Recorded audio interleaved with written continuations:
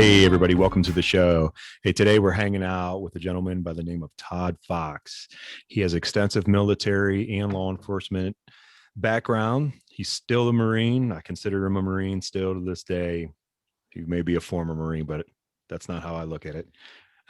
He's also a lot of protection for, and you wrote the book Protection for and from Humanity. And you also have your own business called Close Protection Care Core. There you go. Yeah. All right. Hey, Todd, thanks for being with us, man. I screw up every intro, so I apologize. It's all good. It's all good. So how long were you in the military? I did 12 years in the Marine Corps. 12 years in the Marine Corps. Nice. Yeah. Awesome. Thank you for your service. Almost institutionalized, but not quite. Okay. Is that what got you into this? I mean, is that why you transitioned more into protection, law enforcement? Yeah. I mean, it gives you a backbone for it, but part of it was kind of just being in the right place at the right time, and then having certain skills that really lent itself to kind of that job. Sure. But it wasn't like, hey, this is what I'm doing, and here I go. It was just an opportunity came up, and then I built on the opportunity. When you were in high school, was that your decision? I mean, you wanted to go to Marines? Yeah, I was a typical idiot, but I also knew that if I went straight to school, it probably wouldn't work out well for me. I'd probably be doing a lot of drinking, chasing a lot of girls, and not really studying. So when I told my parents I wanted to do that, they're like, yeah, I think you need to go to college. I'm like, I really like traveling. I like shooting guns. I like fighting. I like fitness. And so, yeah, that was not the path they wanted for me, but it worked out well. Nice. It's very cool, obviously, to hear everything, and I want to hear extensively about it, because we have a lot of, at East Coast MMA, we have a lot of law enforcement there that train in jiu-jitsu, and obviously it's become more prevalent trying to get law enforcement to train in Brazilian Jiu Jitsu. There's a lot of people out there pushing for that. Have you gotten into that more, or as of the last couple of years, because it's become more prevalent, as in, let's say, seminars or teaching it?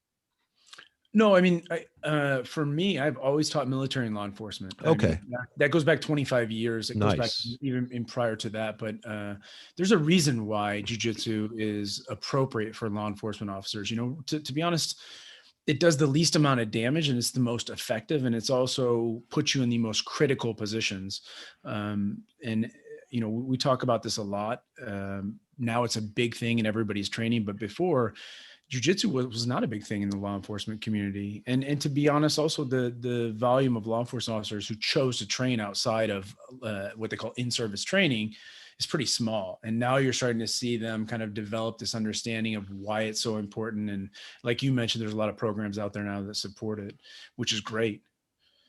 Yeah, it's we had a gentleman by the name of REK on, who runs Invictus, and they're doing a lot of instrumental stuff amongst police departments all over the place. They do a lot of seminars and stuff like that. So that's why I was curious if you've gotten involved with anything like that. But I mean, it sounds like you have, especially with in terms of, you know, military and stuff like that. So you have a background in it.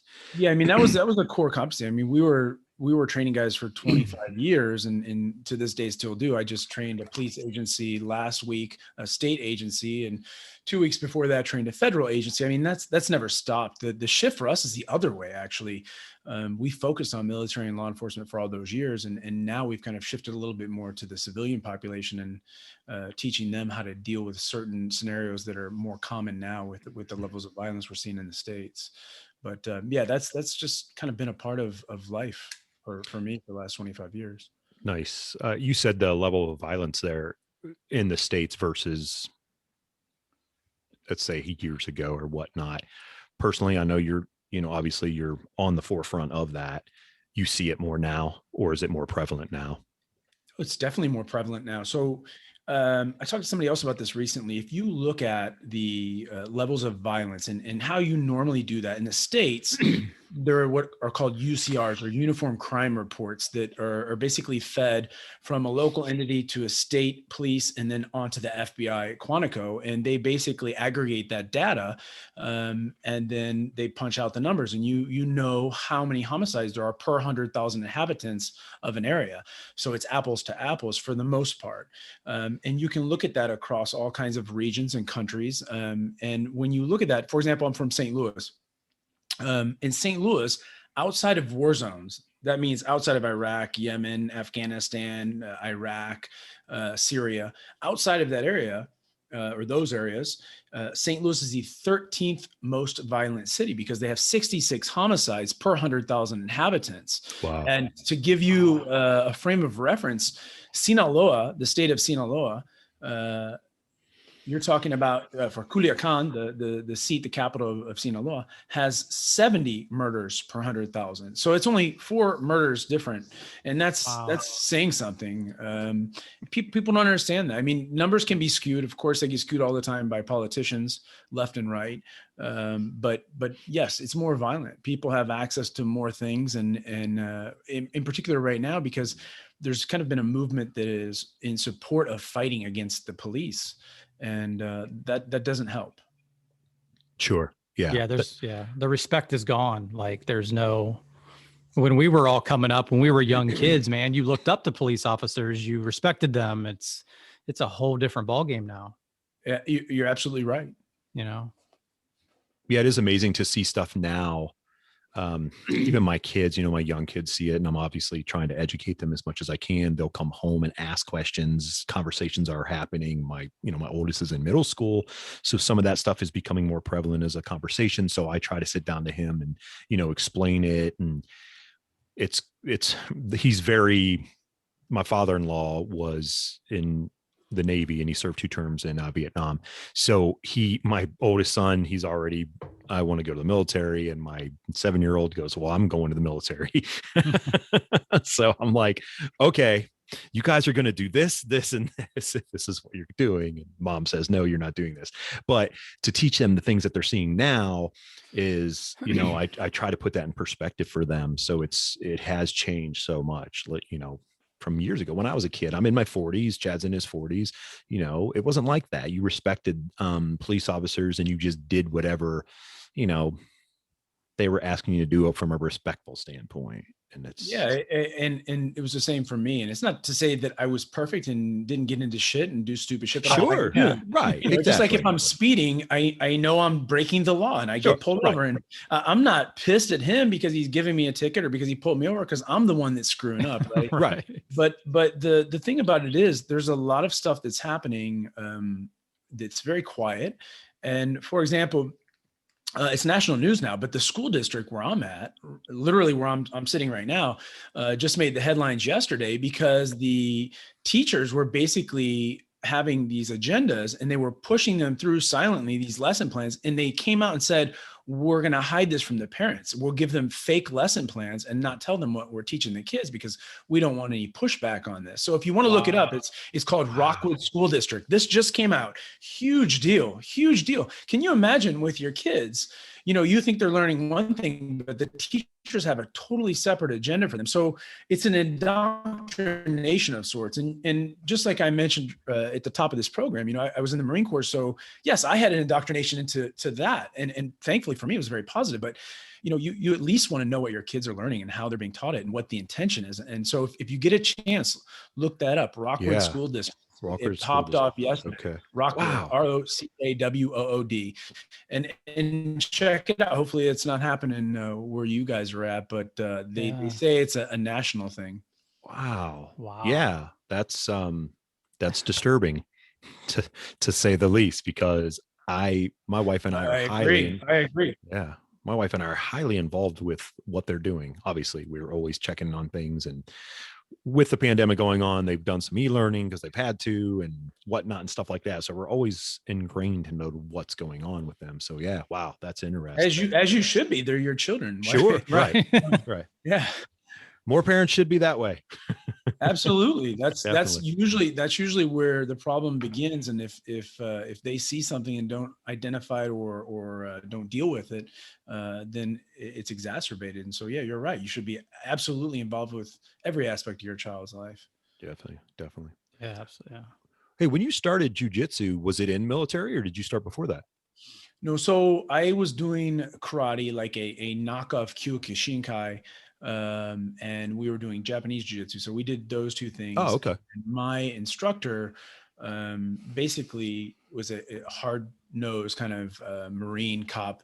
And we were training bare knuckle, and the school we were in didn't really like it. They thought that we were barbarians because we were training without gloves and all this stuff. And we weren't doing point sparring. No hold barred stuff. Not exactly, because we were challenged on the ground in terms of really good techniques. Okay. The Japanese jiu-jitsu really didn't address that so much. It was like Wally J, small circle. This was early 90s. And then I went on to recruiting duty, and just by chance, next door to the recruiting station, literally next door, this school opened up, a Brazilian Jiu Jitsu school, a Hickson Gracie black belt opened up next to my recruiting station. So it was just by pure luck. I was at the right place at the right time. And I met this guy, Rodrigo Vaghi. And Rodrigo at the time, had just come from Muay Thai. He was a teacher to Muay Thai. And Hickson had asked him to come out, and it was great, man.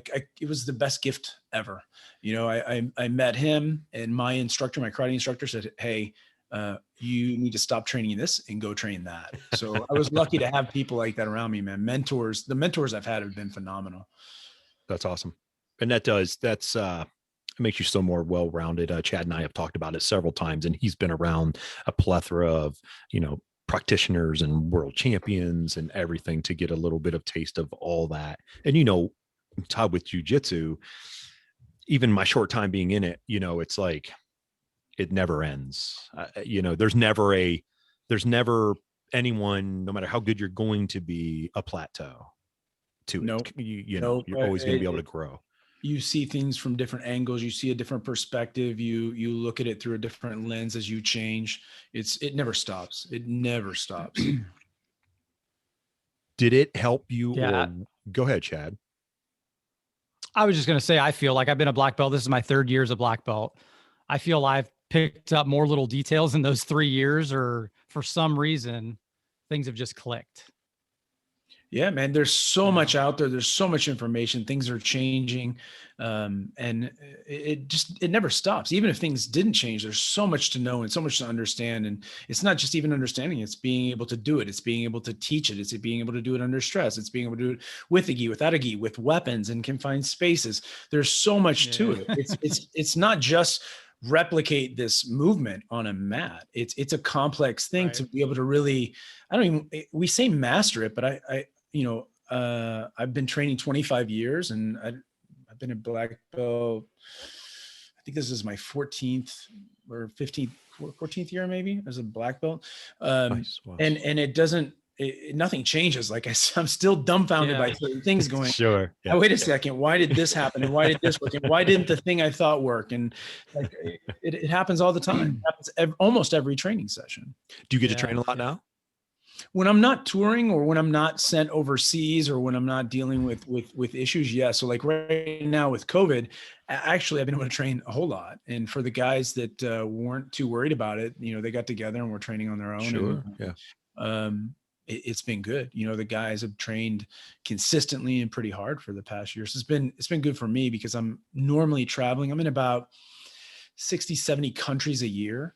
And, wow. And so with that kind of motion, it's difficult. Luckily, I was able to meet a lot of people in a lot of different countries and cities, and be able to actually get down and train. And then I tour with mats and pads and all that fun stuff too. Nice. So you come equipped and ready to go. Yeah. A little bit. Man, that's a ton of countries. This has got to feel somewhat good though, to be off. Kinda. I mean, it is for my body, right? Because when you're moving like that, let's say, let's just say average 60 countries a year, you're on a jet and you're flying from point A to point B. And with tours, it's a little bit easier, but then we'll get other jobs, and I'm flying to the Middle East, or I'm flying to South Africa, or I'm flying to Southeast Asia. That's a day to get there, right? And then you hit the ground running. And so you're off doing whatever it is, and whoever you're working with or whatever it is you're doing, you're on their schedule, and then you're prepping when you're not with that entity or person. So you typically work about a 20-hour day. And so with eating and showering and getting stuff ready and whatever, you might get 3 or 4 hours sleep, and then you're back at it again. So recovery is an issue, as I get close to 50, I got to be really super smart about how I approach that. So yeah, it's been great from that perspective. I've healed some old injuries, and now I've got some new ones from training hard. So, I win some, lose some, I guess. Sure. Get older, train smarter. Right, Chad? Yes. Try. Yep. Try. Yeah. Try. Exactly. Absolutely. As I hobble off the mat. Yes. I've done that a whole lot. It's not uncommon.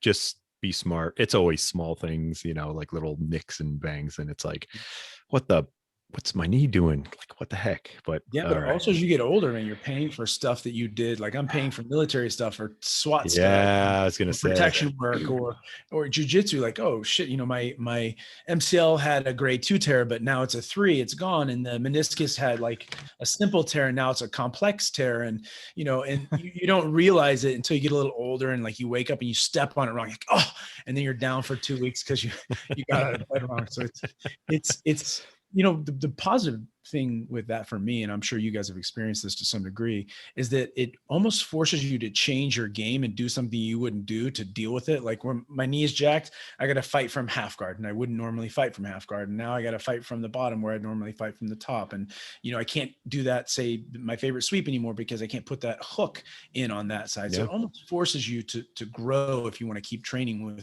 with serious injuries. Yeah, you're 100% right. Obviously, we're under our affiliates, Team Klingerman, James Klingerman, and I don't know, who James Klingerman is, right, Todd? Oh, did you freeze? Did we freeze? Yeah. Hold on a second. You're good. I know your face is frozen. It looks good. There, frozen face, not bad. There we go. I was getting. Yeah, I don't know man. if you heard heard good. me. Ageless. Ageless.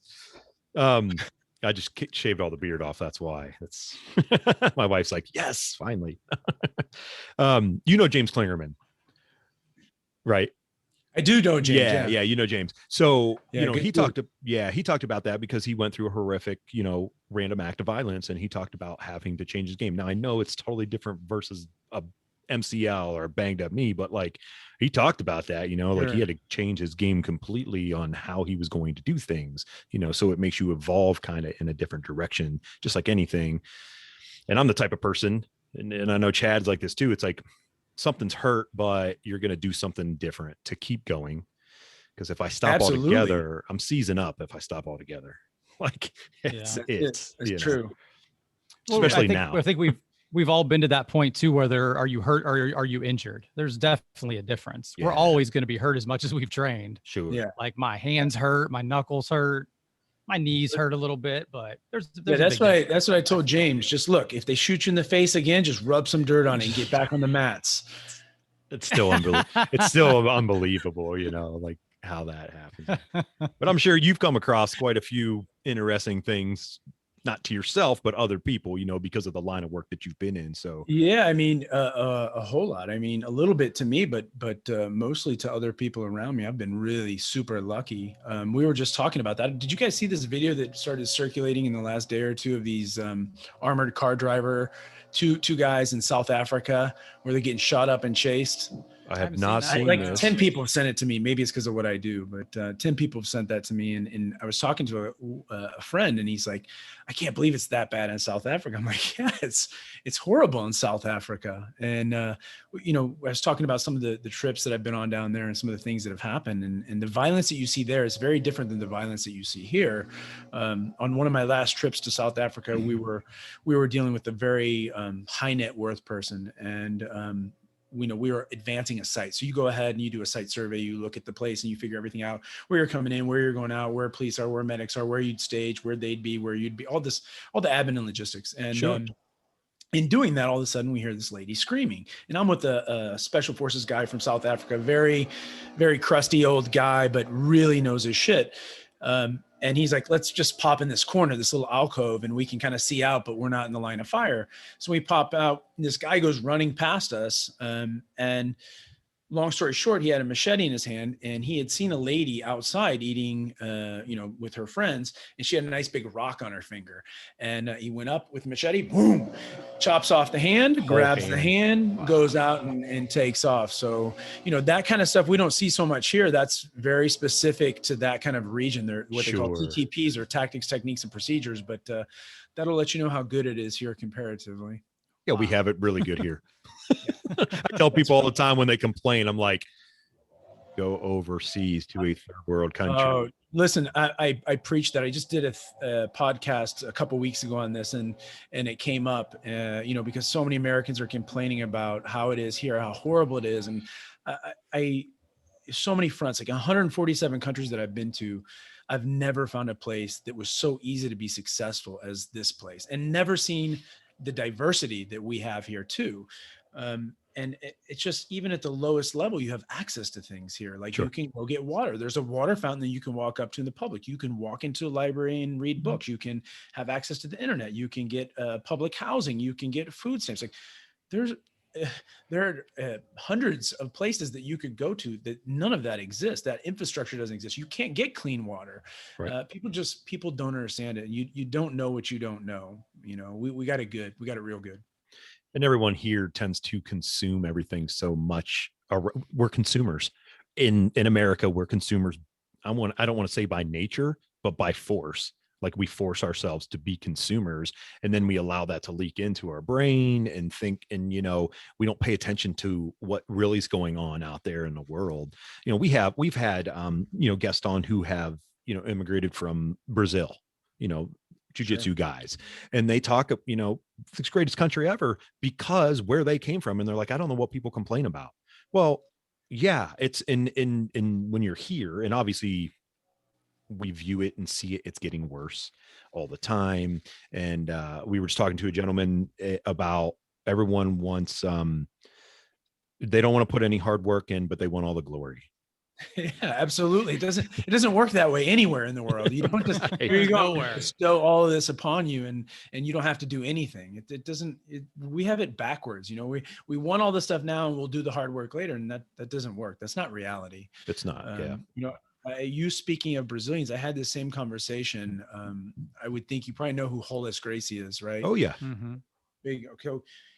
Been a friend of mine for a long time, and we were talking on the phone the other night about this specific thing. And when he immigrated here, and he essentially adopted all kinds of American components, and he loves Brazil, but he loves America more because of all the things that it offers you without all of the problems that come with Brazil. And we had a very long conversation about that. And he's one of the few that really wanted to assimilate when he got here and saw what it was and how it worked, and really super passionate about it, way more than I knew. And having known him for 20 years, I was shocked at how passionate he was about that. That's really cool though. And I mean, it's outside looking in. So it's 30,000 foot view. Yeah. As opposed to this little myopic thing. I know what goes on, and I have a family that didn't have any money. So a lot of them just stayed kind of inside the city or just outside the city and spent 30, 40, 50, 60 years never leaving. So their viewpoint is whatever the news says. It's whatever the news tells you, whether it's a newspaper or television news. And that's just not the reality of it. Sure. Right. Yeah. And media in America has become just saturated with, I don't want to say nonsense, because my wife, she is a journalist by trade. She's no longer, but she even has said many times now, like, I'm glad I'm no longer in that field because it's not what it used to be. 100%. She's absolutely unequivocally right. I don't even know how else you would interpret it. It's not journalism anymore. And so for real true journalists, there's no room for them, right?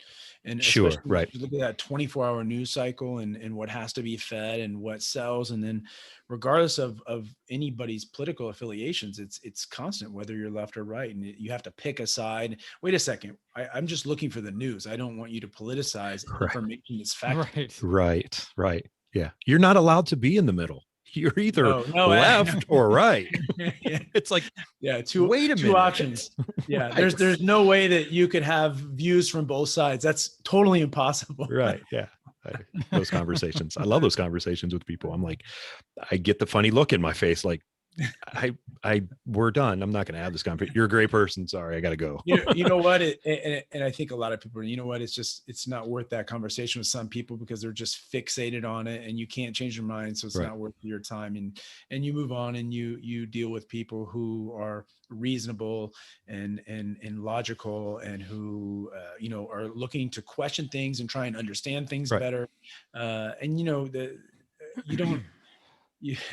don't need most of the stuff that you're being fed right now. Right. Like social media. Like social shocking. I mean, you guys being in your 40s, it's shocking. We lived all of that time without social media. We lived all that time without cell phones. We lived all that time without the internet. Right. And we had, 10 fingers and 10 toes, and we walked and we talked and we still, laughed and joked and had family members and had good times and bad times, and everything worked just fine. Yep. Drank out of garden hoses, ran around like crazy. And yes. Got up, went outside, didn't come home till it was dark, all that good stuff. Yeah. Yes. And now it's like, what's going on? What's happening? But no. So did that, all your training and all the stuff that you've done throughout your entire career up to this point, is that what got you to want to write the book? So I've written 3 books. Protection Formed from Humanity is the third book. It's the third book. That's what I thought. And okay. The other 2 books were really specified to an industry, one being music touring, one being law enforcement.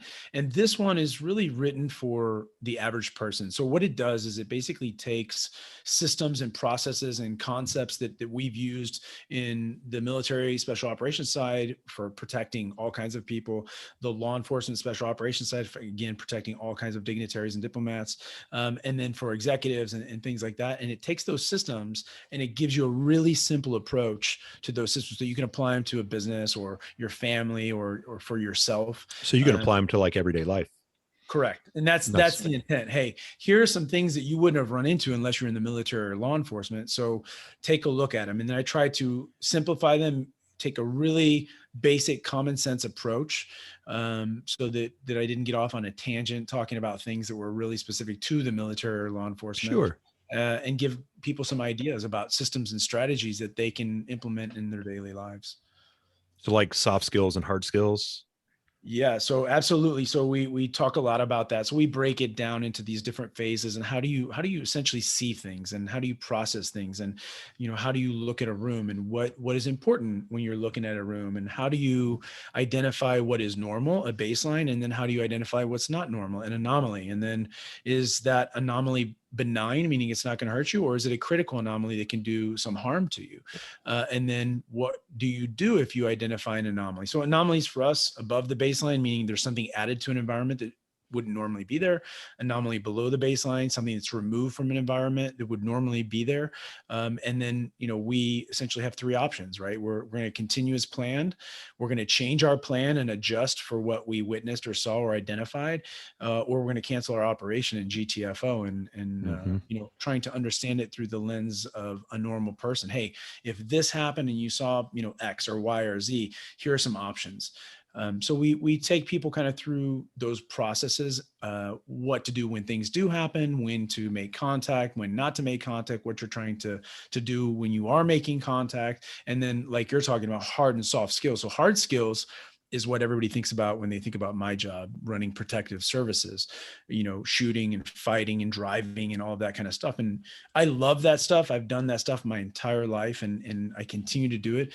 But the truth is that that's not where it's at. It's in the soft skills. It's right. It's in seeing things, understanding things, process things, advancing things, communicating things. And then when you see something that is a problem, you either rectify it immediately before it unfolds, or you GTFO and you don't stay for the fight. Sure, you're gone. Right. And the soft skills really help you to not be in the fight. Right. The hard Sure. skills are when things have gone wrong and you got to use tools.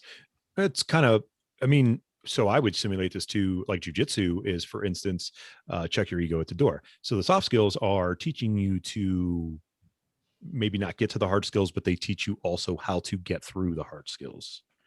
Well, jujitsu, I think when you look at hard and soft skills, as a general rule of thumb, jujitsu or fighting would be a hard skill. Oh, sure. Yeah. For us, something would fail. But the soft side of it is this. The soft side is that there are a number of variables in the equation, right? Like you're not getting submitted from one move. Several things have happened. Several failures have occurred along the way. And so when you think of it in terms of variables, let's say A plus B plus C equals X, which is you getting submitted. If A didn't happen, you wouldn't get submitted. B didn't happen, you wouldn't get submitted. Right. If C didn't happen, you wouldn't be submitted. And so we start to understand like, hey, here's the center line. Don't cross your body with your whole arm. Hey, keep your elbows attached to your body. Hey, tuck your chin. Hey, start to move, your hips in this direction or that direction, or curl up or elongate, turn on your side. It's very hard to deal with somebody on their side versus flat on their back. And we start to give people these general ideas. Those are concepts, and those concepts applied they become a hard skill. But the soft skill is understanding how that all goes together, the theory of it, the process, the understanding, and then the strategy of how you're building your fight. Because everybody in jiu-jitsu has a style, but also you can predict a large percentage of it. Is it a big guy? Most big guys don't have small guy games. If it's a small guy, he's probably going to move more. He's probably going to be more flexible. He's probably going to be more active. A big guy's going to want to fight, generally speaking, from the top. He's going to be a little bit slower. He's going to muscle more. So you start to figure out how people work in general, and then how they apply that to jiu-jitsu with their most likely mindset. Now, of course, there are anomalies. I train with some big guys who only fight off their back, and they're real soft and gentle, but that's not the norm.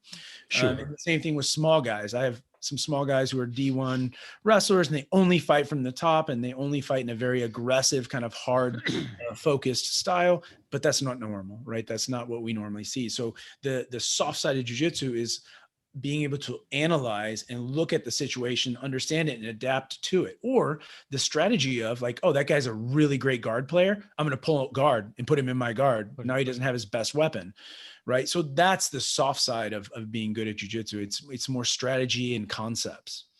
That's why I love it so much, because of Absolutely. the strategy. Yeah, the strategy and the concepts are what it was one thing that hooked me very, very fast.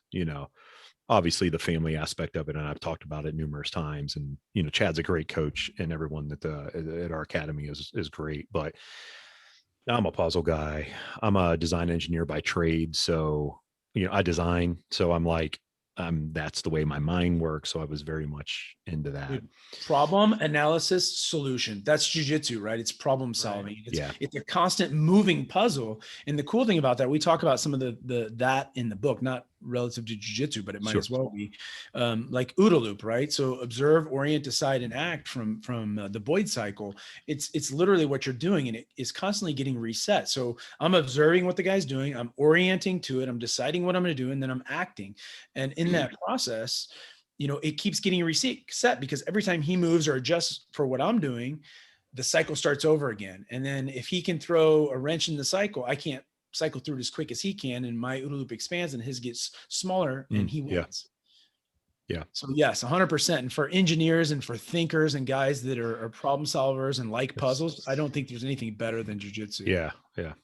It's funny, you go back to like what you mentioned in the book, from a civilian standpoint, the book is teaching civilians to know your surroundings, teaching them to look for things, to pay attention to things. And I was telling Chad this, I mentioned this earlier to you, Todd. I'm recovered now, but I had COVID weeks ago. I was out of quarantine. My wife was like, hey, we need to go to the grocery store. Why don't I go with you? Okay, no problem. Go to the grocery store. I told Chad this. Because I was in that brain fog stage of COVID. I'm a very intuitive person. Like, I pay attention to everything. When I'm walking out of a store, when I walk in, I see certain things. And when I come out, I'm looking for certain cues. I pay attention to a lot of things. I'm very situational aware of what my surroundings are. And I felt completely vulnerable because of just going through that brain fog. And I've never really felt like that at my age or whatever. I've kind of mentally trained that way for a long time. So what you were talking about, back to that book, I'm just like, man, if people feel like this, or people are just so not intuitive to what's going on around them, I don't know how you function, because it drove me nuts. Like, I got in the car, my wife was like, you're kind of worked up a little bit. And I said, I got to go home now. I have to leave. Like, we have to go. And she asked me what was wrong. I told her, I was like, I feel so vulnerable right now. And she's like, you didn't look right. Cause she knows how I am, you know, with that type of stuff. Now Yeah. I alluded to this before we started the show. I'm a hunter. I've done a lot of shooting. I've done a lot of training in shooting. I work with a lot of guys who are ex-military and have done, some of them do some long shooting, long distance at Camp Perry, here up in Cleveland, do some long range shooting. So I've been around it a long time. Kind of pride myself on getting really good at that kind of stuff.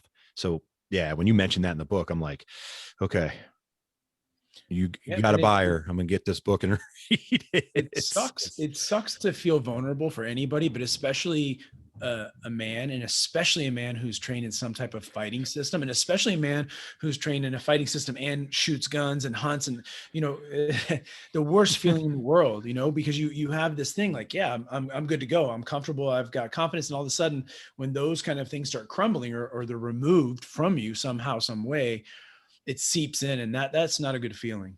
It's awful. Yeah. No joke.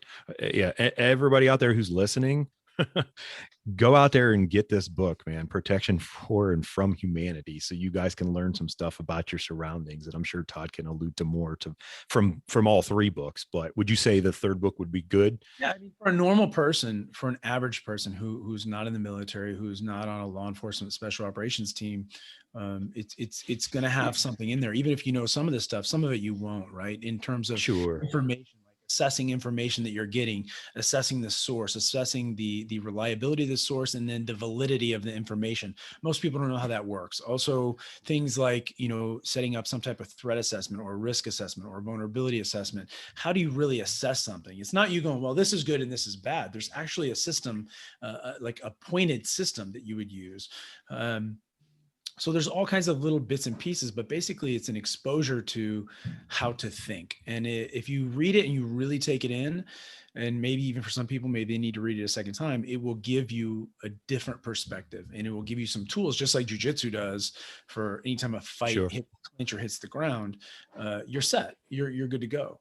It's just a different way of thinking. And, and if they don't have a background and they read it, they should be seeing something from a unique vantage after that. And this type of book that you can, you highlight stuff, you go back, you study it out, you know, make some Post-it notes, do whatever's necessary to ingrain that in your mind. That's from my experience from doing any kind of study, and obviously across the board. But for instances like this, that has helped me best, because there are times, and then you're going to start, things are going to start triggering eventually when you almost, you know, I talk about muscle memory so much because jiu-jitsu can be muscle memory, and obviously anything is. Shooting is muscle memory. And so this kind of stuff, but your brain also reacts to the stuff that you're feeding it. I said we're consumers, you know. If you're feeding bad in, you know, you're probably going to get bad out. So feed stuff that's good in, and you read stuff like this and highlight it. And, so that's another focal point kind of the book that you're hitting on there. When you're talking about feeding, you know, stuff in and out, your brain is your primary weapon system, right? So, you know, we think of it in terms of a gun or a car or a fist or whatever, but the reality is it's your brain. Your brain is the thing that actually wins the fight for you. How quick you can cycle through or think of stuff, and how you recognize something. So there's something called recognition prime decision making, which a guy named Klein came up with. But basically, when you have that synapse between two neurons that allows you to remember or recall something or something similar, oh, I've been in a situation similar to this, then you're able to respond, right? So you normally think of,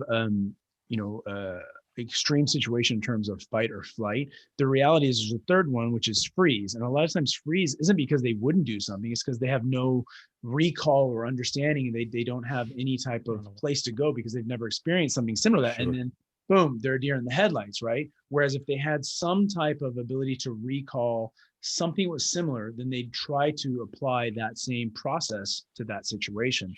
So the book kind of gives some insight on that and tells you kind of how to go about that. But back to what you're saying, your brain's your number one weapon system, period. It's your mind first. Everything has to happen in your mind before it can happen anywhere else. Just like jiu-jitsu, you see it, you adjust to it. If you don't see it, you're done. That's where you get in trouble. Same with boxing or Muay Thai or wrestling. So the brain's number one. It is. Yes. I preach that all the time. And it's not funny. I laugh, but it's true. It's the biggest element that you can have day to day, minute to minute operations and everything that you're doing. You know, you got to treat your mind well. You got to surround the mind with good things and good people, good jujitsu people. And you know, we spend a lot of time pressure testing stuff. You know, it's like jujitsu. You can drill a technique, and that's great. It works against somebody at a low level with no resistance. But then you try to go deal with a you know, heavyweight black belt world champion. It doesn't work anymore. It doesn't work. Yeah. So we pressure test stuff. We drill it ad nauseum. And the only way to really deal with a high stress situation is that you've been exposed to it. So it's an inoculation of sorts that occurs. You've been exposed to it in small doses, and then you repeat the solution to the problem over and over and over and over again. And then you do it in different conditions and time constraints and stress level constraints and, you know, all kinds of things. And then once that happens and your brain's conditioned to it, your chances of survival or dealing with that when it happens in reality, they go way up. Yeah, they do. They do.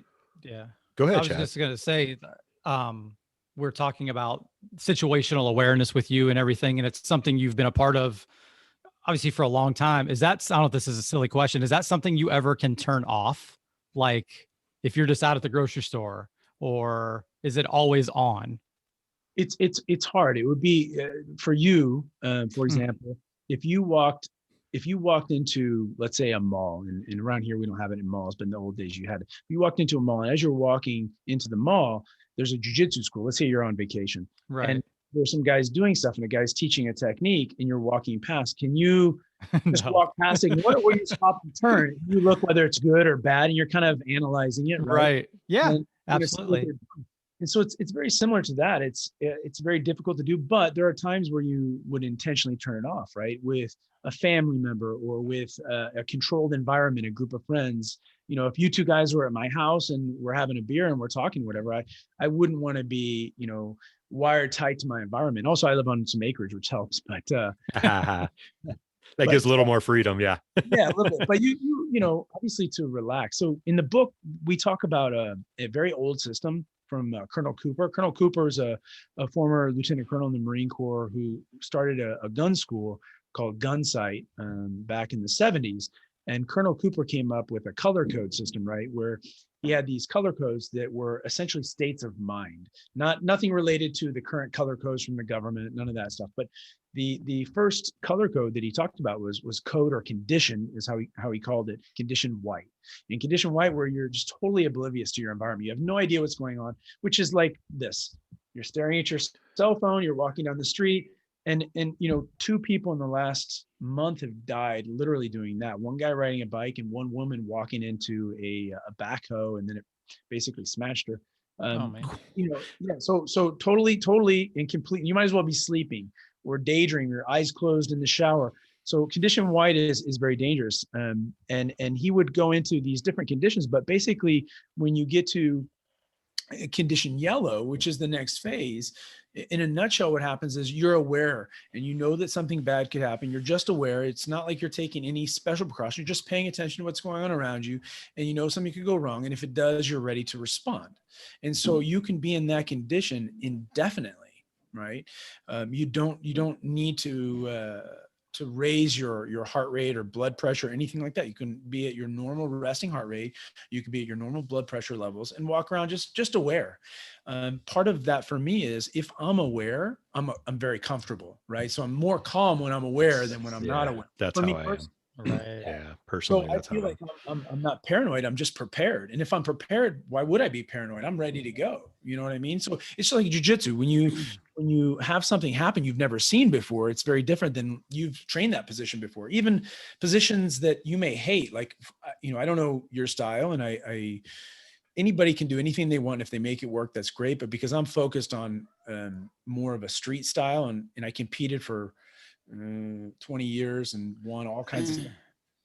but I'm more focused on the street. So I'm not a big bearing bolo, upside down, inverted guy, stuff like that. For me, that doesn't work because I carry guns and knives and I'm dealing with movement and activity. And if I do something like that, I'm probably going to get killed. So it's not a good thing for me. So even with that understood, I need to understand the components of bearing bolo, how it works. I need to understand why it works to be inverted, how things function. So when I get there, it's not new. It's not a stressor for me, right? Sure. I'm prepared. I'm comfortable. You're prepared for it. Yeah. Those are the kinds of exposures that you need to have, right? And that same thing applies in life, right? Just getting absolutely. Yeah. Absolutely. Yeah. Learn what you can learn. We've had various seminars over the years and talked about bringing certain guys in with certain games. And I've had students say, well, I can't do what they can do, which maybe you can't because of body type, but you can still learn it for a different reason, right? Maybe how to defend it. It's like you were saying, you're not a bearing bolo guy, but you're going to learn about it. Yes, of course. Yeah, there's absolutely value in that. I agree with you wholeheartedly that when you have a guy that's 6'4", it's very different than we have a guy that's 5'4". When you have a guy that's 350 versus 125, have a guy that's an athlete, like a guy who's wrestled or done any type of sports. When you have intensely focused but hyper systems and processes and diverse collection so that you can suit or manipulate or modify or adjust for that individual. That's what makes you a good teacher. Yeah. Like I'm 6', 6'1", I weigh 150 pounds. I'm going to move and do things differently than Terry has ever, it's just, that's what makes it great. Chad's lying. He likes to stand up and body slam people and then it's not happening. Play the top game. And I'm always on the bottom. I want to see that. Yeah. It's not happening. Send me some videos, Chad. I will say, I am obviously, I do love the guard game, just being a smaller, lankier guy. But the older I get, the less I like being under big guys, for sure. We're going to sweep and get on top. Yeah, that's called strategy, right? And that's what black belts implement. At that black belt level, it's not that they know more techniques. It's really they're better at tricking people and they understand the strategies and the components better. And so they're half a second ahead, right? That's the difference. Right. Yeah, you're 100% right. Yep. It's funny to go back to like what you were saying with I lost my train of thought. Situational awareness. Brain fog. Yes, yeah, I did. Brain fog. Like people on their phones, like not paying attention to what they're doing. It's amazing to me now. Like obviously, people. I'm a nice guy. Try to never yell at things, but in the vehicle, when I'm like, get off your phone. Like, what are you doing? Or not another word in there. It's just get off your phone. Just get off your phone. Kids must be in the car. Yeah, right.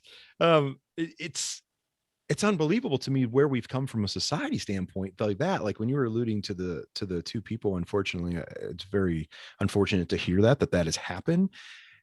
I'm kind of surprised that it doesn't happen more often, considering every day you see stuff and you're like, wow, like, you'll watch funny videos. Someone will post something and it's like people running into water or running into a pole and falling down. And I'm like, well, what'd you expect, man? You weren't paying attention at all. And you had no awareness of what you were doing. Yeah. I literally, my job is to pay attention. And sometimes I'll catch myself. I'll get an email or a text, and it can be from a client or someone else, but something really important. And I'm looking down at the wrong time. And I know that. And I'm like, literally, you're drawn to that thing. You're drawn to that device, that message, whatever it is. And that's not the right time to receive. Even though it's important, that's not the right moment. And so I'll force myself to put that away or put it down. And when we do training classes, we make people put their phones away so no one can look at their phone. Then we do breaks. So we teach on a 50-10 cycle, right? So 50 minutes. Classroom, whether it's PowerPoint or if you're in a DT component, a mat room, phones go away completely. You can't access them for that 50 minutes, and people will have panic attacks it's crazy. They're not used to being away from their phone. Their phone has to be at their side 24/7. They're not used to functioning without it. And they feel like something bad's going to happen or they're going to miss something really important. So a big part of that is just the wiring, and everything on the phone, really increases that in your brain. Right. Yeah, because it's in your face. It's instantaneously. It's there. Like we were alluding to, social media and just media in general, and outlets. You're the next thing. ESPN, the next thing. Like you're on there, and you're just going. It's like, come on! I gotta see this right now. I gotta see this. Right. Yeah.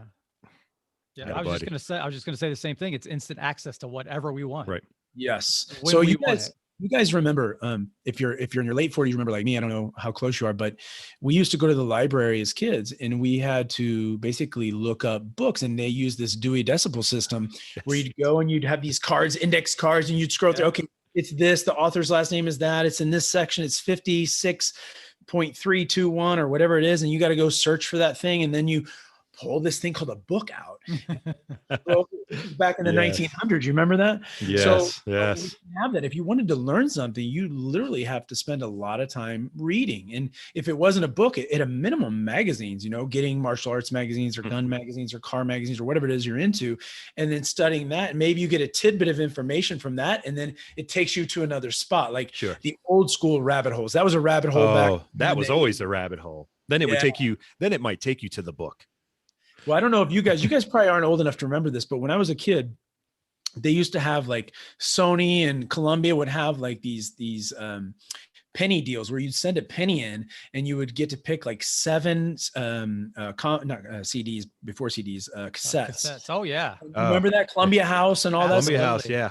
Yeah, man. It was crazy. I saw, this is funny because I'm going to come back to social media, but I saw a meme the other day, and it said, you're old enough. If you're old enough to know what Colombia is, you probably still owe them money. I guarantee I owe them so much money. Because that was how everyone, like, it went from cassettes, and then it was like, oh wait, you can get CDs now. Like, I can give you 20 cents and get 15 or 20 CDs, and all I have to do is join for like 3 years and buy the, however many for $27 each at the time. It was like, okay, sure. And then it went to DVDs after that. And then I don't really know what happened to Columbia House after that. They went out of business. They went bankrupt because no one paid them. They gave away all their products. They stole all the artists' products and gave them away for free for advertising. It's wild. What a time, man. Popping out of JCPenney's catalog or something like that. Like, you get these big, thick catalogs, scroll through, and you actually couldn't touch or see or feel or whatever, but it was in the catalog, and that was enough. Loved it. I used to go to my grandma's house, and she would have them in a cabinet, and I would always ask where the catalogs are because I would want to pull them out. And I grew up a little rough, not a lot of money. So when I would go there, I would open up that thing and I would want to, like, go through and look at all the cool stuff and just fantasize and dream in my head that I was going to get that stuff someday. And when those all went away, because they were all super thick, and I would be like, oh, it's not there anymore. Man, I tell you what, the one for me, being a sports guy, like I'm a big basketball fan, a big sneakerhead, was the East Bay catalog. East Bay. Man, that was the one I had jerseys and the new Jordans in it. Because it had all the sneakers in it, didn't it? Oh man, it had everything in it. Yeah. That's still a website. I don't think they do the catalogs anymore, but they're still around. Yeah, I think the time, and I thought for a minute that it was related, but I'm pretty sure it's not, is when East Bay kind of went from the catalogs to online. It was about the same time that eBay came about. And I was like, oh, I wonder if eBay is in, but it wasn't. It wasn't. Oh, gotcha. Yeah. It was everybody selling everything they possibly could to try to, that's it, man. And still do it today, which nothing wrong with that. Everyone out there that loves eBay, I'm not complaining. I don't know if you remember this too. This is in the later eras, but in the 90s, I remember, prior to meeting Rodrigo Vaghi, in 93, 94-ish, buying the VHS tapes from the Gracies, right? So they had the Gracies and then the Gracies in Action. Gracies in Action, yeah. And then Henzo had videos with Greg Kukoc. Yep. If you remember that. I have it. Yeah. VHS tapes, man. I have them somewhere. I don't know where they're at, and I'd have to have them converted because I don't have a VHS player, but right. That was how you learn jiu-jitsu. Now people for free can go to any type of social media platform or YouTube and learn every possible move out there, which is nuts, man.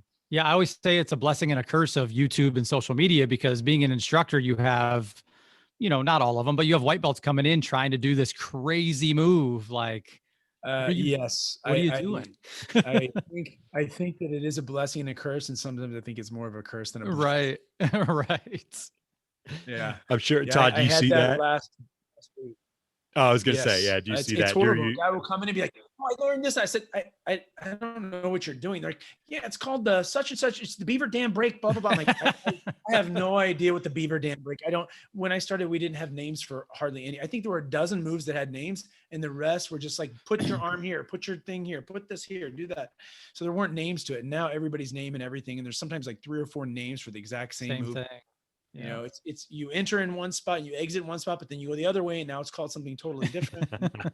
Okay, sure. Whatever you say. No, but coach, show me this. Show me the beaver dam break. Like, dude, I'm telling you, I'm not lying to you. I'm not hiding it from you. I don't know anything about a beaver dam. Call Chad. He'll show you. Call Chad. He'll show you. He'll say, he'll yell at you. I'll look it up. We doing that YouTube stuff. What was that? YouTube? Just walk away. Would you learn that on YouTube? Walk away. Man. I was with Henzo like 2 years ago, and he was doing a seminar, and he's like, "Check this out, guys." Before he taught every move, this is what he would say: "Check this out, guys. I learned this on YouTube last night. Look at this." So people that didn't know him didn't know he was joking, right? He's showing these great moves, and like, "Oh, that's awesome. Henzo learned this last night on YouTube." Like, that's awesome. I think messing with you. So we had Clark Gracie in a while back for a seminar. He went over the omoplata stuff and whatnot. And I think a couple times he did some things and he was like, he said something funny and he was so straight faced. Like, I know people were like, is he joking? Because he said something like, not the way you've seen it on YouTube or something like that. And it was kind of funny because people kind of looked around and it was like, wait a minute. Is he being real? And I was like, that's just Clark, man. He's just this. It's cool. It's a Brazilian thing. Just go. Just pay attention. 100%. Good stuff. So got to ask this, man. Gi, no gi? You more no gi now because of the training, the style, or? No. I'm not more one or the other, and that's not a cop out. So if I really want to train and become more technical, I use the gi 100% because there's so many more variables in the gi. But then when I'm training with weapons, I try not so much, even though when I'm in a cold place, like even where I live, or I'm overseas in a colder place, people have jackets, people have hoodies, people have all that clothing that can be manipulated. I think you need to learn how to do that. And we train in t-shirts and we use the t-shirts to choke people and do everything else. So I train both. I think if I, really was talking about technical jujitsu and getting better, I think you can get better technically with a gi than without a gi, in my opinion, because you take away some of the speed, right? You take away some of the pushing or driving through, like ripping through stuff when you're sweaty and wet. That's reality. Yeah. But you're winning based on athleticism. So you don't get the same level of technique or technical exposure.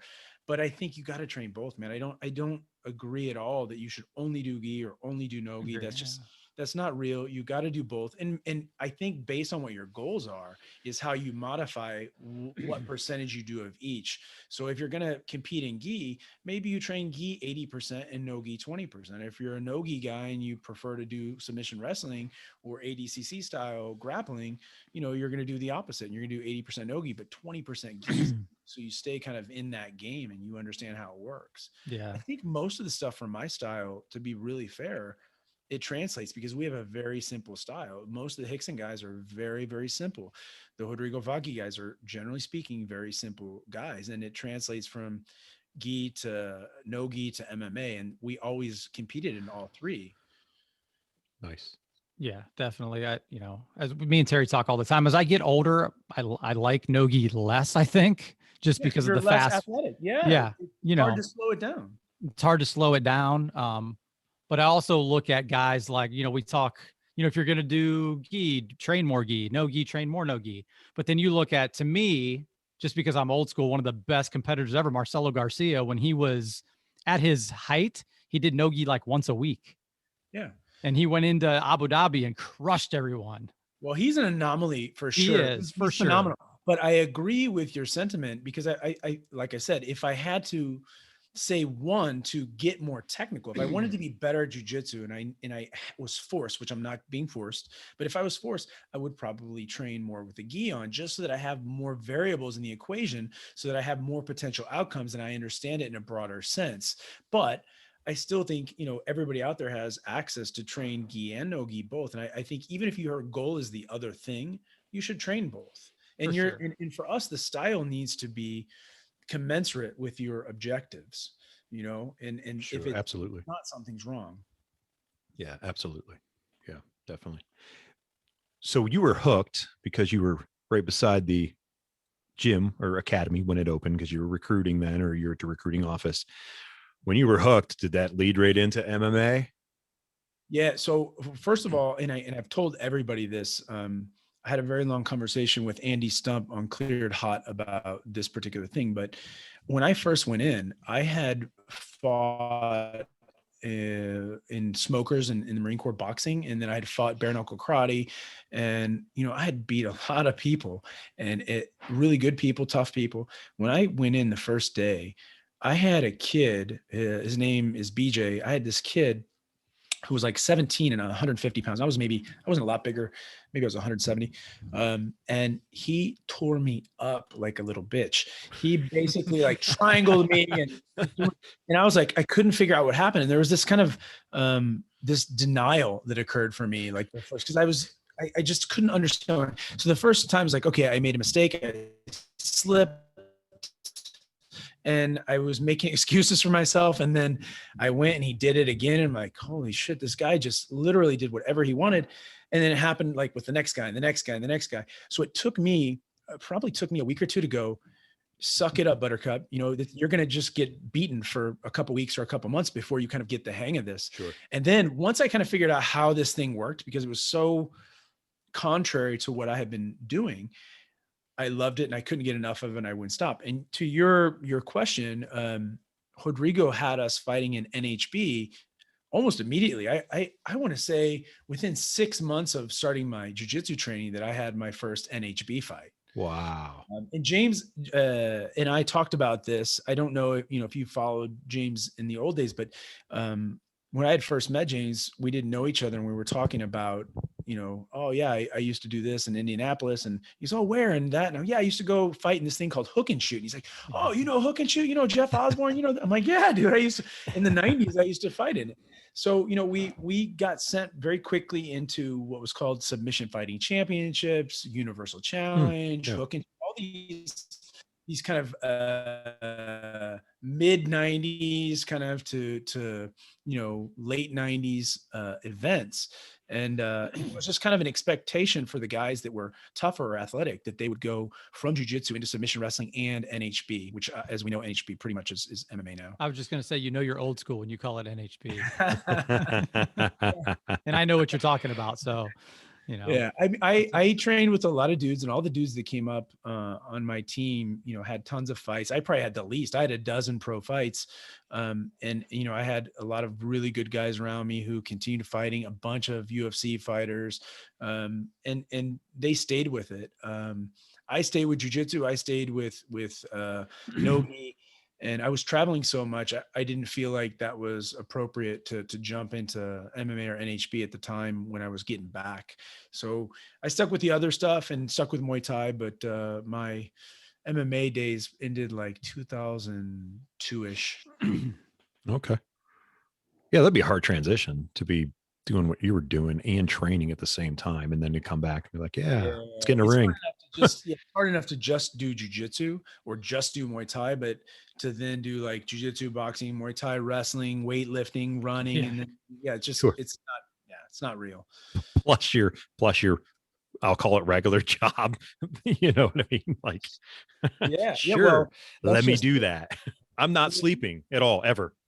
And I tell guys this all the time, the difference between, we'll call the NHB MMA, the difference between MMA in the mid 90s and today it's so drastic, because not only do you know so much more, but every MMA fighter has a striking coach, a ground coach, a submission coach, a fitness coach. They have a massage therapist. They have nutritionist. nutrition. Yeah, exactly. So like that. And also they don't work a regular job. Like we were all working 40, 50, 60, 70 hours a week and training, 2 or 3 hours a day. So, you know, the times have changed and you couldn't really make a living at that. Like we made good money. And when I say we made good money is we made a you know, $2,000 or $3,000 a fight. Sure. That was a big deal back then, but you can't pay the bills if you fight once every 3 or 4 months. You know, you can't live off that. So, yeah, especially if you take an injury during that fight too, and you're down. So, not even that training, the injuries in training. I've been injured in fights, but most of the injuries occur in training because the training is so much harder than the actual fight. Yeah, true. Yeah, very much. How many times? Well, probably a silly question. Submissions versus like knocking someone out or just winning by decision. For me in MMA, yeah, I would say that it was probably 80% submission versus, you know, maybe 70% submission versus 30% mount and just pounding their face and have a referee stop. Sure, yeah, that's a submission. It's a different submission, but it's a submission. Yes. So submission by pummeling. It is. That's a submission. We'll go with that. That's what I've noticed about like a lot of the I don't like saying it as old school fighters because I feel like you guys are the guys, you know, Chad, James, yourself, Todd, that laid the groundwork for where everything is today. You're kind of the trail, you know, you trailblazers, so to speak. Renting the DVDs and the VHSs and training off them or reading magazines and, you know, paying people in the neighborhood or something to train with, you know, because you're running out of buddies to beat up or whatever, and not physically beat up in a fight, but train and get better. So, you know, it seems, and it's obviously evolved and changed. And as you said, you know, from, you know, Chad brought up the nutrition coach and you brought up the other coaches, you know, everyone has their individual thing. Then submission seems so much more prevalent than in that style, or we call it MMA fighting, that versus now submissions don't seem to be, and it depends on what league or division you're talking about.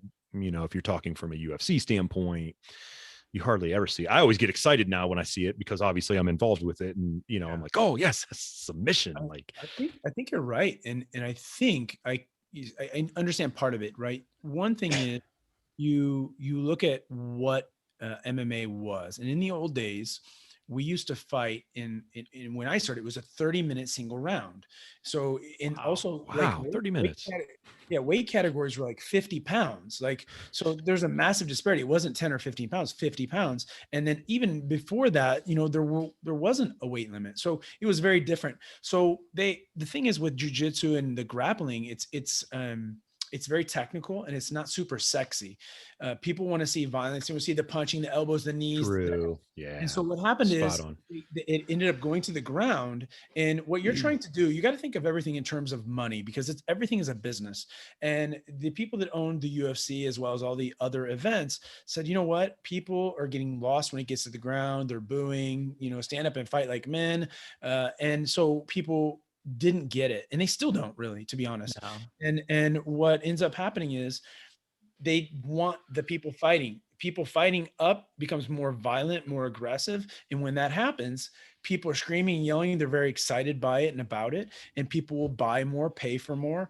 Yeah. And eventually what happens, well, how do I deal with that? Well, let's make it for us. We go, okay, let's make it 2 10-minute rounds or 3 10-minute rounds, or let's make it, you know, whatever it was. And ultimately it settled on, you know, 3 5-minute rounds. And then for championships, you know, 5, you know, whatever it is. So, the thing is, I think that's all about money. Can you imagine what would happen in UFC if we said one of the rounds, we're going to start on our knees, walking, you're just going to go to your knees. We're going to touch hands. And now it would totally change.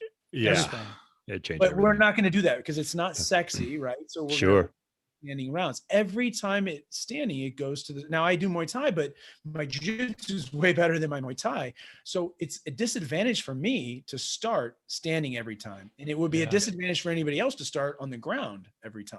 Yeah. Against you, for instance. Yeah, definitely. Yeah. But I think, like you said, it's some people, most people understand punching, right? I think look at it at a young age, kids hit each other. Nobody taught them that. No, it's natural. It's natural. Yes. Yeah, it's Yeah, a and natural. because of that, when you start to look at that, the ultimately, and I know this isn't what anybody wants to hear, but violence sells, Mm-hmm. and it's sexy, and people want to see it, and they will pay to watch that over this chess match of grappling. It's just the truth. Yes, the three of us will pay to watch a grappling chess match, For but sure. we're not the average guys. Right. So you look at people that know nothing about fighting, that's not what they want to see. They want to see the blood sport. And as someone once said, I think it was John McCain, the NHB, or now MMA, is human cockfighting. And Yeah, I so, remember it wasn't, which is funny, with him being a combat veteran, and him being a conservative guy, and him being in Arizona, this Wild Sure. West. And then this comes out and says, I'm like, of all people, I can't believe you said that. Of all people. Especially, yeah, That's definitely. what you're going to say. It's human cockfighting, but to some degree he's right. And that's that on that visceral level, people are drawn to that, right? They want to see that, they want to watch it. And True. so it goes to the stand-up guy as a rule of thumb, which, again, we've come full circle, getting back to what you said, which is you don't see that many submissions, mostly because it's not as sexy, and guys Not, yeah. to punch and kick and elbow and knee and do everything else and then throw a submission in. But they need to they need to get the attention of not only the fans, but also the booking agents. They need the attention of guys like Dana White, and that's how they'll get it. Yeah, absolutely. And I was going to say, just think, like you were talking about, I remember when John McCain did that, and it was off pay-per-view for a while. And so 1993 was the first fight. And to think in less than 30 years, the UFC is a publicly traded company now. Dana White just announced that the other day. It was yesterday. It's crazy. That's that crazy. Crazy where it's become. Like, I mean, kids now are coming up saying, at 5, 6, 7 years old, like, I want to be a fighter. Yeah. Like that is something, when I started, a blue belt was like a deity. They were a god status. Like, that level, you just didn't have it. And if you went to a tournament, and this is even in California, like, there wasn't even a dozen purple belts. Like, oh my God, a purple belt. Like, we've talked about this before, Chad and I. Like, he's told me stories. And now, in a given training session in my gym, there might be 6 or 7 black belts in the room, right? Yeah. And maybe there'll be 1 or 2 white, but there's more black belts than white belts in the room. Like, they have no idea what they have access to. And so they're growing, I don't want to be crazy, but probably close to 10 times as fast as what we were growing at, because they've got all the different levels. They can go with a white belt, a blue belt, a purple belt, a brown belt, a black belt, and then a seasoned version of all of those things in all different weight classes. They can look at it on YouTube. They can look at it on Instagram, or wherever they can. Wherever. Yeah. And so all that information is there, and they can train as much as they want. And people are doing podcasts talking about it. So now I can go and listen to the old guy. Right. So it's totally, I agree with you guys 100%. In the last 30 years, the change is drastic, is an understatement. Yeah. You can't even put a word to it, I don't think. Yeah, I'm happy for the guys that are fighting now. I wish, obviously, for my own sake, that it would have been like that back then. I probably wouldn't be doing protection work. I'd be a retired fighter. Right. You'd be safer if you were being a fighter versus doing protection work, man. You put yourself at risk. You protect people in the right state of mind, the right manner, the right training. Yeah, I say that, I wouldn't change it. I love what I do. I've always loved this kind of work. I enjoy it. Depends on who you're with and where you're at, but we work with a lot of celebrities. We work with a lot of executives. We work with a lot of dignitaries. We work with some NGOs or non-governmental organizations, and we have a really broad kind of swath that we have there. Like, we can be doing concert tours. We can be shooting a movie in the Middle East. We can be, taking a Fortune, 100 CEO to, South America. We could be going with a non-governmental organization to Africa. So, we get to do a lot of cool stuff. And I loved my fighting days. And I always identify that way as a fighter, because I'm resistant to a lot of things because of a strong mental state. But I wouldn't change jobs. I love what I do. That's awesome. Yeah. Well, look, Got to be passionate about what you yeah, do. you got to be passionate about what you do, no matter what. My grandfather always said, I don't care how much money you make. If you're not happy, don't do it.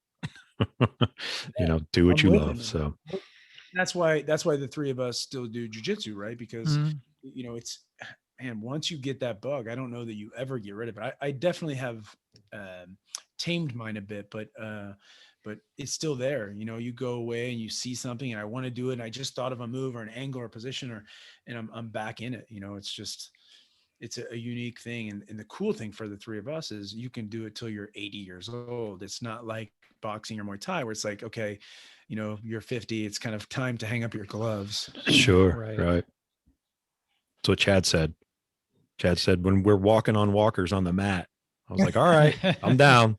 I'm in. No I'm problem. definitely going to be hitting you with my walker. That's 100.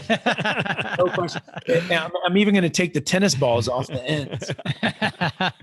It's a new move. Yep. Just That's like awesome. now, these high-end rash guards or high-end gis, like show your roll. I'm going to have high-end tennis balls that I sell to the geriatric. Ah, man, you're onto really something. hard on the bottom. Todd, you got to put that now. See, you got to add that on the bottom of the list of the Close Protection Corps website for the future. Just say Tactical coming in the future. tactical tennis balls. Yes. Do I sell those before, or do I come out with the walker and then come out with That's the tactical? Yeah, I think that's an accessory. So you have to Yeah. come out with the walker first. Yeah, so I think it's a titanium walker with tactical tennis balls. I like it. What do we call them? I don't know. That's a very. There was a good guy question. from my Might have team to- that started a company, and he does like a bulletproof cup, and I think he called them Tough Nuts. Oh, That's nice. awesome. Yeah, you can look it up. It's true deal. Then he sells them. I think he's doing all right with it too, which is interesting. That's awesome. A lot Bulletproof of cups. bulletproof cups going around. There's one place I definitely don't want to get hit, and I think that's it. I don't want to get hit in the head or the chest, but I Sure. definitely get hit there. Yeah. You don't have to answer this if you can't answer it. The assets that you've protected, are every asset, is the planning and training obviously different?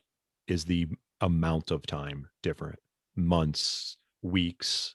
Does it depend on the asset? Let me answer it, and then I'll break it down for you. So for us, we have what are called non-disclosure agreements, and for the NDAs, yeah. Yeah, so for the NDAs, those exist for certain components of what we do, and they're pretty broad for executives, for dignitaries, and diplomats and things like that. But they're not for entertainers. They're more for entertainers, like personal side that you can't tell. And I'm not a tell-all kind of guy, so I'll tell stories in either mass names or situations or whatever. But when we do something that's almost, I won't say it's cookie cutter, but when it's very similar, the training is also very similar. So let's say it's a music tour. So if we're doing a music tour, what typically happens is we go out and we collect demographic information. So, a lot of people associate me with the band Tool because we've done their security for like 20, however many years, 21 years or something. But so if it's any of Maynard's projects, if it's Tool or Perfect Circle or Puss or whatever, when we're going to do that, we already know the demo, so we don't have to do the work. But let's say, okay, I know that Tool, for example, is, let's say, a 75% male demographic, 25% female. I know that their age range is 25 to 55. I know that there's heavy drug use. I know that, if it's a general admission floor, there's going to be crowd surfing and moshing, let's say up to 5 years ago. Now they're at the age where that doesn't occur much anymore. And now they're doing reserve floor with chairs.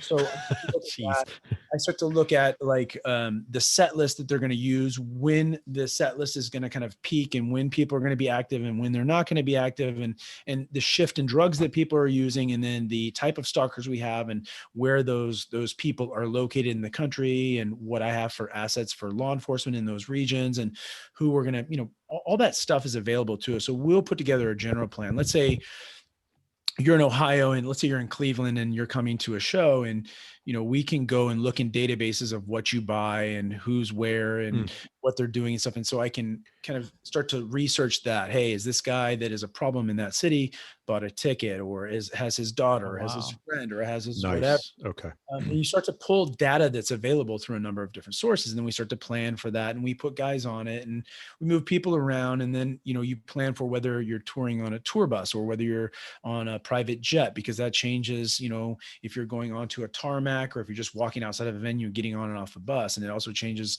if you have like a limo or some type of vehicle and you need a police escort. And so those kinds of things they're not cookie cutter, but they have a rhythm and flow that's pretty consistent. So I know with a given band, or let's say it's even like we do a lot of things in Mexico. So let's say we're doing a film shoot in Mexico and we're taking some actors down there. So we would go down there, we would set everything up. We'd set up the hotel, we'd set up the FBO or the airport they're going to go into. We'd set up the location that they're going to shoot on when they do an Okona shoot. We would then go in and we'd get all the vehicles. We'd check all the up armored vehicles. We'd get with the drivers, we brief them, train them. We get with the security guys, brief them, train them. We'd have an overall plan for that. Then we do a briefing for our clients, and basically we'd send them, let's say, a 20-page document that outlines, hey, these are the things that are going on in this region. These are the things that you need to be aware of. These are the things that you should be doing in terms of precautions. These are the protocols. These are emergency contacts. They give them all that data. Then we'd go and sit down with like the regional security officer at the U.S. Embassy, and they'd walk us through what's going on, and we'd exchange information and things like that. And so a lot of logistics, a lot of admin and logistics. Sure. And then it's the time where we're actually applying the planning. But you're asking specifically to what we would call a workup, right? A pre-deployment workup. Okay. So we do those things. So then let's say we're going to, like the last time I was in Iraq was for a private business that wanted to go there and start business. So in the north of Iraq is a pretty modern city called Erbil, Erbil. But back in 2014, the city next to it, literally right next door, is called Mosul. Mosul became a headquarters of the caliphate for ISIS. And so all of the business in Erbil stopped in 14. And then they basically eradicated them for the most part in 16 into 17. And then all these businesses wanted to go back and start setting some things up. So the way that we would do business there is different than the way we do business in Mexico, because the bad guys have very different TTPs, or tactics, techniques, and procedures. So sure. What we need, who we need, where we're going, how we're doing it, it was very different. Say in that case, let's say, Culiacan, Sinaloa shooting a movie versus Erbil, Iraq doing a business deal. Mm-hmm. Those are very different setups. And again, very different from doing a rock show. Sure. So all the different environments kind of will direct what you do and how you do it. And then you will have a special signature with your team. And then your client will have ways that they want to do things. So all of those are kind of influencing factors for how you set up your operations. Okay. That makes total sense. Yeah. That's awesome. You do have a standard template sort of for a workup. And then so there's a general template for all of protective security operations. Mm-hmm. So let's just say, especially if it's overseas, it's much easier in the US. The US is very easy to operate. Information's fast, easy. And as a general broad swath, law enforcement is not corrupt. And so there are a lot of really good things about working here in the States. The threat level is relatively low. So when we go overseas, it's very different. So the first thing we start in like a collection phase. And so the template for that is pretty similar, because let's say we start with the US State Department, or we start with, an outside group that essentially sells intelligence for different regions. And we start collecting that data. And when we aggregate it, it really builds a picture for us into what we're going to bring, how many guys we're going to need, how we're going to do certain things. So there's not a template per se, but the process has a general structure, right? Which would be sure. akin to a template. Sure. Nice. It's not cookie cutter, but it is systematic in nature. Yeah. And that's what I take template away from cookie cutter, because cookie cutter is like, 100 houses in a neighborhood and they're all the same.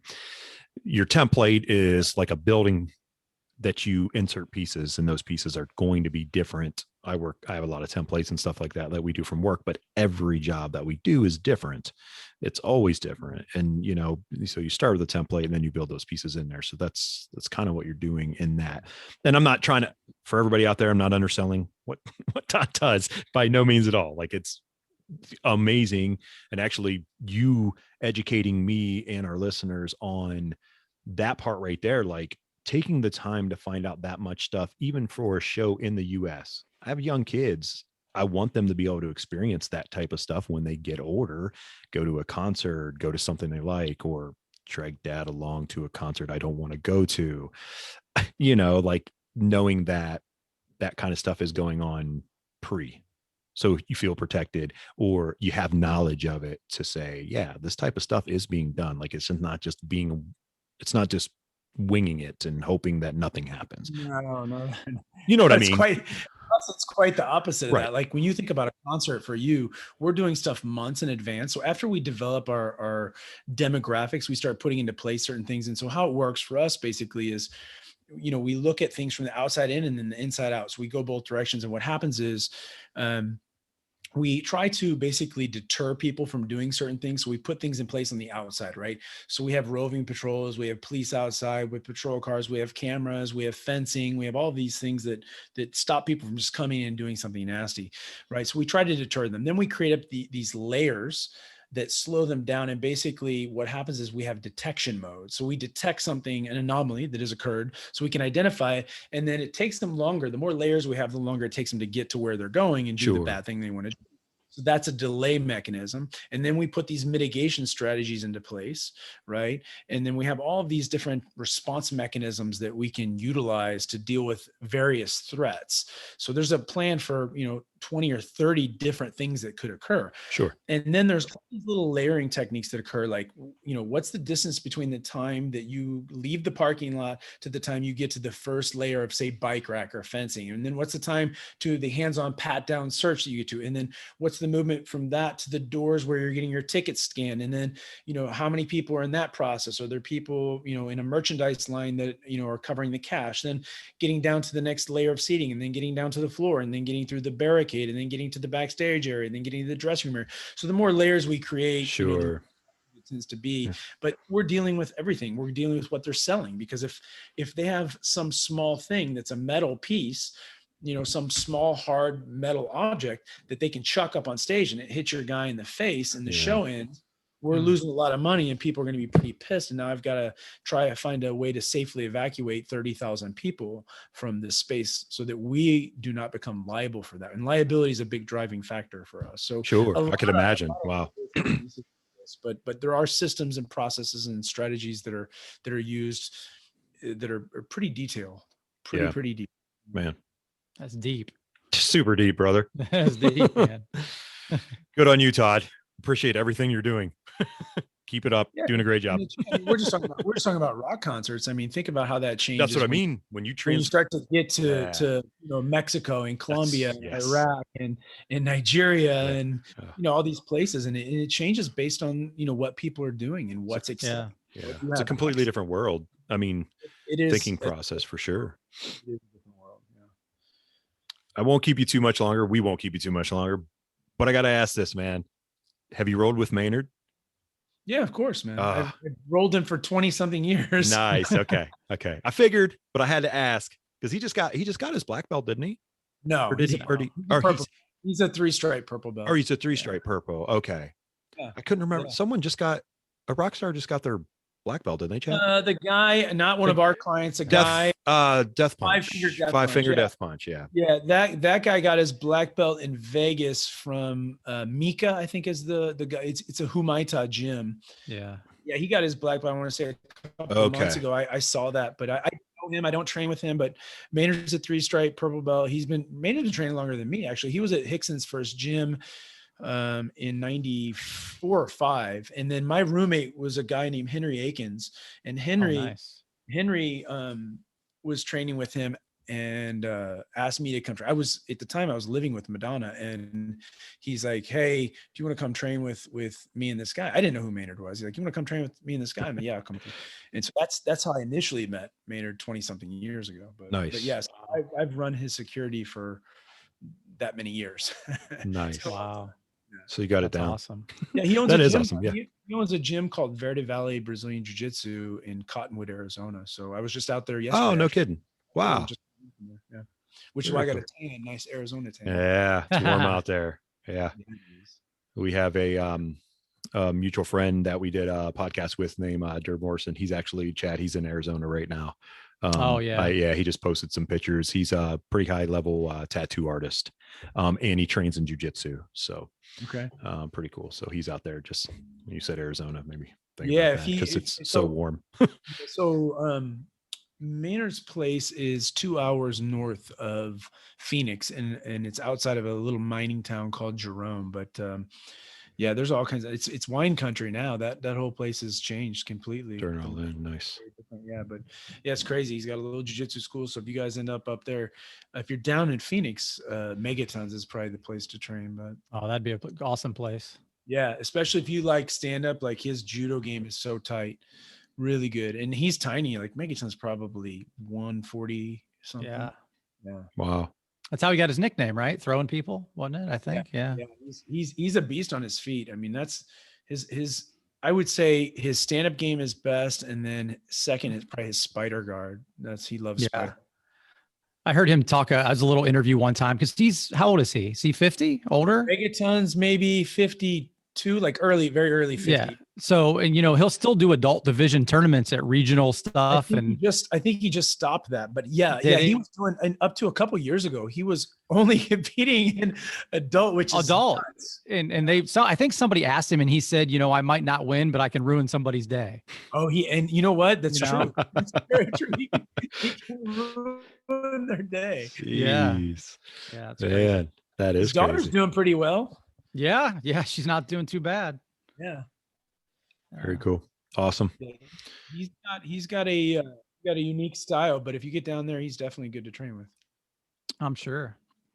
If you guys ever make it to Ohio, you got a spot, man. Come on. We'll come see you, man. What city are you in? We are in Canton, Ohio. So it's about an hour south of Cleveland. Okay.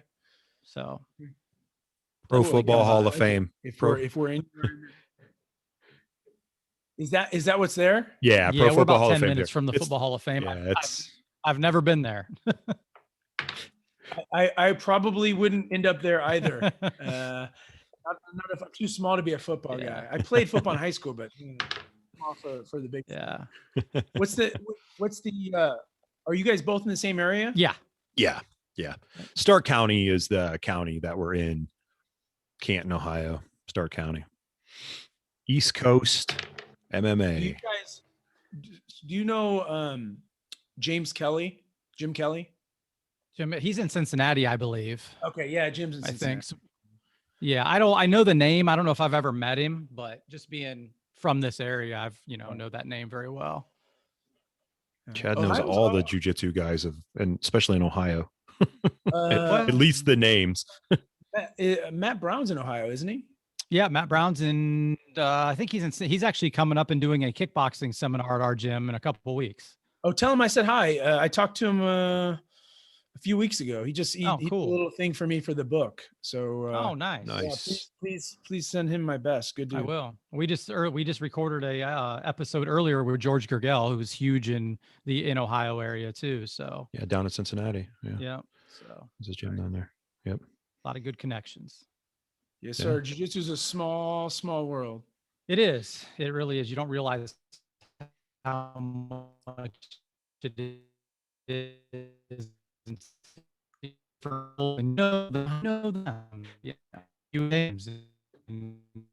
James sent me all your info. He's like, hey, you need to have this guy on.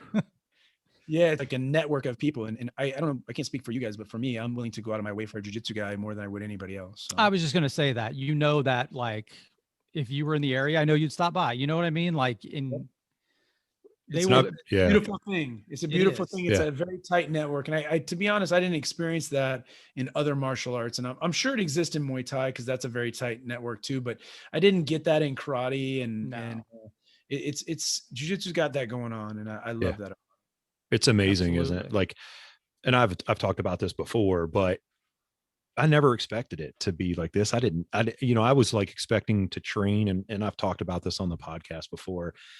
I got a family, like and it's a different family. Like you, like I would say, yeah, I'm not like friends with Todd Fox, but I know who he is. He's a great guy. And, he trains jiu-jitsu. And if I needed something, I could probably reach out to him and say, hey, you know, what about this, or ask a question or something, Yeah, you of know, course. and it's just like that type of stuff that happens. The jujitsu community is like that. And it's hard to explain. Chad has alluded to this before, to an outside people that look in, they don't understand it. It You is. know? I think, first of all, it's kind of wired into jujitsu to begin with, but part of it is you're going through this struggle, and no one else really understands the struggle that you go through. Just like, you know, guys would in a war environment or any other type of very difficult, challenge environment. That person understands. And jujitsu's constant challenges. You know, you have these ups and downs, and you're doing good, and then you're not doing good, and life's happening, and then you're dealing with that, and then guys are coming and going, and you're dealing with all kinds of stuff. And each time, and I can't remember who I was talking to. I was talking to somebody recently about this, but you know, you learn to deal with challenges and problems, and then the bell rings, and you end that round, and then you got another person, and you got another problem and another challenge, and it's a different way of approaching it, and it's very practical, it's very hands-on, it's very pragmatic, and it wires people's brains in a way that connects them, and I'm very thankful for that, and the relationships that it's given me, and also just the assistance with your general mindset and how you approach life. Yes. Yeah. It's a blessing, man. Love it. Yeah. And where else can you go to get away from whatever might be going on outside of your life? You know what I mean? Like, Yeah, because you I can't told be the somewhere story. else when you're rolling. If you are, you'll lose. You'll get smashed instantly. You got to be in the moment. Yeah. You You have got to to be in be. the Yeah. moment. You and, can't be it's been a daydreaming long or time. I looking at tell a phone. people like, nope. Oh, nope, sorry, Chad. Go ahead. no, not at all. No, you're spot on that. Yeah. Yeah. Like 2009, my dad passed away. That, I spent time with my mom, my sister, family. That night I was in jujitsu rolling because that's where I needed to be to just kind of get away. It's therapy, man. Jiu-jitsu is definitely therapy. You know, Yeah. all the stuff they talk about Yeah. for different ailments, including COVID, like, okay, you're gonna go hide in your basement. But if you get out, if you move around, if you're active, you sweat, if you have camaraderie, jiu-jitsu is one of the few things where you win every time. Like literally, there are people that you love in your life that love you, but they're not always going to do what's best for you. That's just a fact. Yeah. But It's a fact of jiu-jitsu, no life. matter Yeah. what happens, man, even if you feel like shit, even if you don't have a good role, walk away with something every single training session, man. Every time, yeah. Yep. Yeah. It's amazing. Yeah. It is. It's People we're get blessed. hearing, We're guys blessed discuss with about being this, able but to do it. people that know, they know. They know, it's right? true. Exactly. Yeah. If you don't Man, I'm with know, you don't know. That's it. Sure. That's it. Right Well, on. I hope to catch up with you guys at some point on the mats, Yeah. and if I have a coffee or a beer or something else when I'm in the Ohio area. But For sure, thank man. you guys. Definitely. I appreciate you guys spending time with me. It was good to talk to you guys. Yeah. Absolutely, man. I appreciate it. Anything you want to shout out? Like, I'll put it all in the show notes and everything. Like your book, your website, everything. Yeah, so where to my follow book you. is called, my book is called Protection Formed from Humanity. It's available on tourprotection.com. You can also get it on Amazon, you can get it on Apple, you can get it on Barnes and Noble, but they're going to take half the money. So obviously for my sake, I'd rather have you buy it on tourprotection.com, but you can buy it wherever you want. And hopefully you get some good use out of it. And then we do training for civilians now, which just started a year ago. Oh, nice. Called Phaseline X. And Phaseline X, you can find it at phaselinex.com, but also even on tourprotection.com, you'll see a little something about Phaseline X. We typically do 2 trainings a month, and it's all protection-based training. Basically, it's teaching civilians how to protect their family or their business. And then if you wanted to find me on social media, I'm brand new to social media. I think about a year ago, we started an Instagram account at Tour, TOUR, training, TRAINING. So, and then if you want to check out kind of 25 years of jiu-jitsu and security and all that other stuff, I have a personal site. The site's probably as old as I am. toddafox.com. It's a crusty old site, but you're going to get pictures from around the world and me on top of mountains and rock stars and foreign countries and all that good stuff. So tourprotection.com, toddafox.com, and at Tour Training. Nice. Yeah, everyone go out there and look at toddafox.com if you want to get a perspective. We're going to have this will drop on our YouTube page and it drops audio. Obviously, I'll keep you updated, Todd, on everything. I've gone out and seen all those pictures and I'm like, my man has traveled everywhere and been everywhere. So it's very cool. A few miles on me. A few miles on you, brother. That's all right. You got some more miles to put on there and some mat time to take. So yeah. I'll be praying for your safety and everything, man. You keep doing what you're doing. I appreciate it. Appreciate everything you've done and your service that you've done, and for coming on here, man, and talking to us and educating all us. So appreciate you and everything. Thank you guys. My pleasure. Thanks for having me. Take care, man. Awesome, Jen. Thank you. Take care. Thanks, brother. Thank you.